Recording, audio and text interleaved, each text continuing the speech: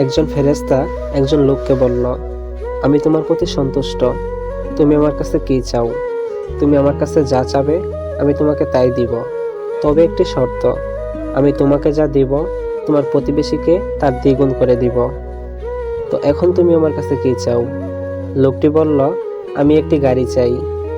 ফেরেশতা এই লোকটিকে একটি গাড়ি দিল এবং তার প্রতিবেশীকে 2টি গাড়ি দিল।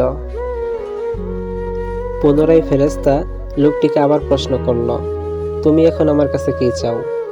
তো লোকটি ফেরেশতাকে বলল, আমি একটি বাড়ি চাই। তো ফেরেশতা এই লোকটিকে একটি বাড়ি দিল এবং তার প্রতিবেশীকে 2টি বাড়ি দিল। এভাবেই চলতে লাগলো। লোকটি হিংসায় জ্বলতে লাগলো এবং ভাবতে লাগলো, আমার উপর ফেরেশতা সন্তুষ্ট, তো ফেরেশতা যা দেওয়ার আমাকে দিবে, আমার প্রতিবেশীকে কেন দেয়? ধনী হলে আমি হব, আমার প্রতিবেশী কেন হয়? আমি তার চেয়ে ধনী থাকতে চাই। আমি সবসময় চাই আমার প্রতিবেশী সবগুলো আমার চেয়ে যেন গরিব থাকে। তো লোকটির অহংকার বেড়ে গেল এবং ভাবল, এইবার আমি এমন কিছু চাইব যেন আমার প্রতিবেশী নিঃস্ব হয়ে যায়।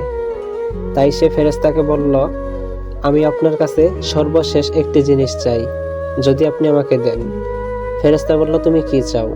তো লোকটি বলল, আপনি আমার একটি চোখকে অন্ধ করে দিন। একটা মানুষ কতটা নিচু মনের হলে এমন চিন্তা ভাবনা করতে পারে? তারপর ফেরেশতা অন্ধ করে দিবে তো দূরের কথা, তার 2টা চোখকে অন্ধ করে দিল এবং তার প্রতিবেশীকে আরো ধনী বানিয়ে দিল। তারপর লোকটি ভাবতে লাগলো, ভুল করেছি। আমার প্রতিবেশীর সাথে যদি আমি মিশে থাকতাম তাহলে কখনো আমি এই 2টি চোখ হারাতাম না। এই গল্প দ্বারা আমরা এটাই শিক্ষা পাই, কখনো অন্যকে দেখে হিংসা করা ঠিক না।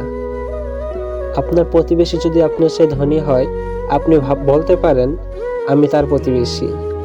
আপনিও চেষ্টা করতে পারেন, আপনিও তার মতো হতে পারেন। কখনো অহংকার করা যাবে না। আল্লাহ আমাদেরকে সর্বদাই অহংকার থেকে বেঁচে থাকা তৌফিক দান করুক। আমিন।